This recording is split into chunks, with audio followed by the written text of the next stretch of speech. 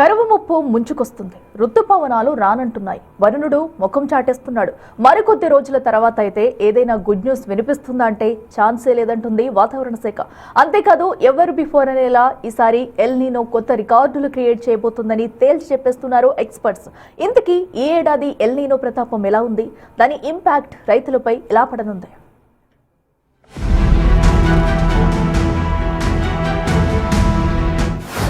భారత్పై తీవ్ర ప్రభావం చూపుతోన్న ఎల్ నీనో ఈ ఏడాది గత ఎల్ నీనోల కంటే చాలా ప్రభావం.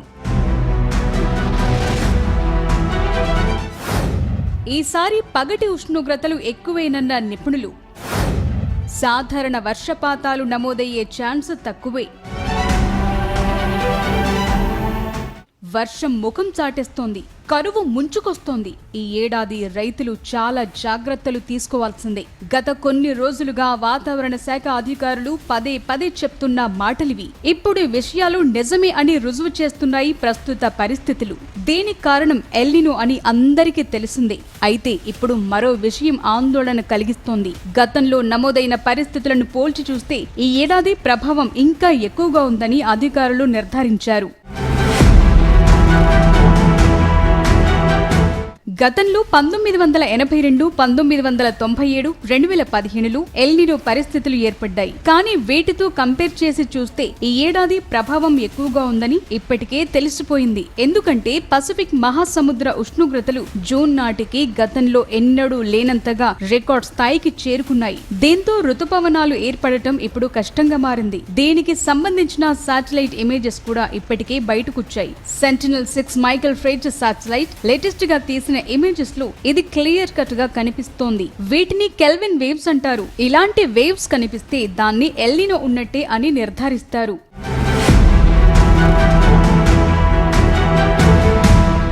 ఇప్పటికీ ఆశించినంత వర్షాలు కురవటం లేదు. ఇప్పుడు ఎఫెక్ట్ వ్యవసాయంపై పడనుంది. ఎందుకంటే మన దేశంలో వ్యవసాయం ఎక్కువగా ఋతుపవనాలపై ఆధారపడి ఉంటుంది. సకాలంలో వర్షాలు పడకపోతే ఖరీఫ్ సాగు దెబ్బతింటుంది. 2015లో అత్యల్ప స్థాయిలో వర్షాలు కురిశాయి. కానీ ఇప్పుడు రికార్డ్ బ్రేక్ కావటం ఖాయంగా కనిపిస్తోంది. అనేక ప్రాజెక్టుల్లో నీటి మట్టాలు పడిపోయి దేశవ్యాప్తంగా సాగునీటి ఎద్దడి ఏర్పడే అవకాశం కనిపిస్తోంది.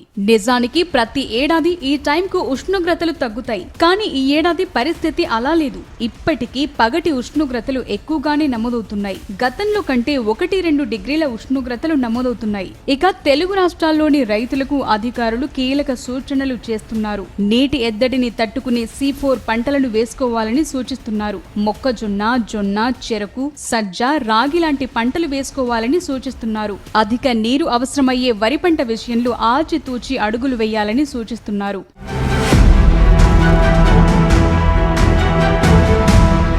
ఎల్ నీనో పరిస్థితులకు అనుగుణంగా పంటల మార్పిడి తప్పదంటున్నారు అధికారులు. మార్కెట్లో మంచి డిమాండ్ ఉన్న పప్పు ధాన్యాల సాగును పెంచాలని, రసాయన ఎరువుల ఖర్చు తగ్గించేందుకు ప్రకృతి వ్యవసాయం వైపు మొగ్గు చూపాలంటున్నారు. పంటల మార్పిడి చేయాలని అధికారులను ఏపీ సీఎం చంద్రబాబు ఆదేశించారు. ఇక తెలంగాణలో సాధారణంగా వేసే వరి సాగు విస్తీర్ణాన్ని తగ్గించి ఆ ప్లేస్ లో కంది, సోయాబీన్, మొక్కజొన్న సాగును భారీగా పెంచేలా ప్రణాళికలు వేశారు.